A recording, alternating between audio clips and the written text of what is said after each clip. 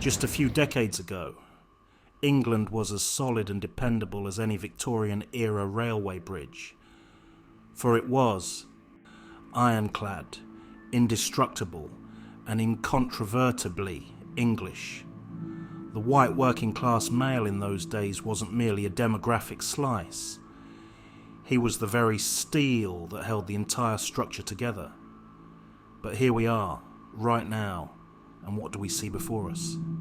Globalism, like an insidious acid, has been melting and dissolving at our very core, much like decades of rust corroding that once proud Victorian steel.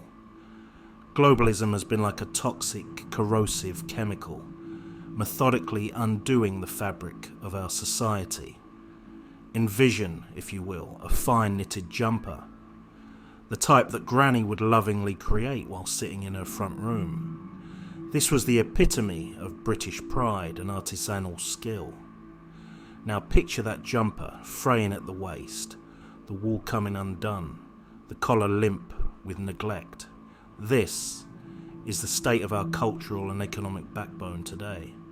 Once upon a simpler time, a man could stride confidently into employment, roll up his sleeves and be assured his job was as secure as a handshake from God himself. But now, with the influx of inexpensive labour from every corner of the earth, our wages have been flattened quicker than a Yorkshire pudding under a steamroller at a country fair. The jobs that once built this great nation are now as unstable as a teetering Jenga tower. You're left wondering when the whole precarious stack might collapse. The narrative of Made in Britain has been supplanted by a global marketplace, where the only thing local about our products might be the tag sewn on in some distant Mumbai sweatshop, or a Union Jack badge superglued on a Chinese car in Shanghai. And then we come to the cultural erosion, a subject one must approach with a certain caution, unless you want the Starmer Stasi to jail you for 5 years. Our culture, once rich with the taste of roast beef and Yorkshire pudding, has been overwhelmed by a global smorgasbord. It's as if someone decided to toss every conceivable spice into what was a perfectly good English roast, leaving us lost in the quest to find that original flavour. And on to the local high streets, which was once the very heart of community life, is now filled with knife-carrying youths, organised mobile phone snatch gangs, and the only thriving businesses are barber shops with no customers inside.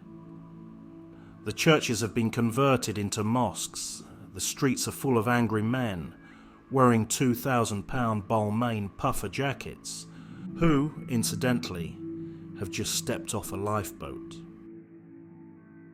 And the music that fills the air is something called drill rap, with some rich imbecile doing a pathetic impression of a machine gun. The thing goes grrrr,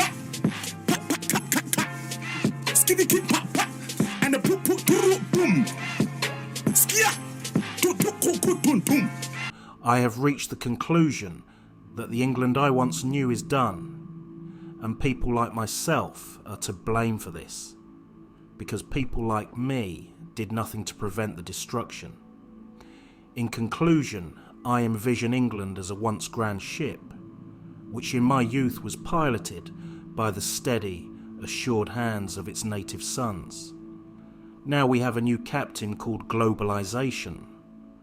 Now she floats, or rather bobs, aimlessly in the turbulent waters of international currents. The helm is manned by a crew chattering in a babel of tongues, each with their own notion of where this ship should sail. And the compass, well, it's spinning so wildly it might as well be a fidget spinner. We no longer have north, south, east, west.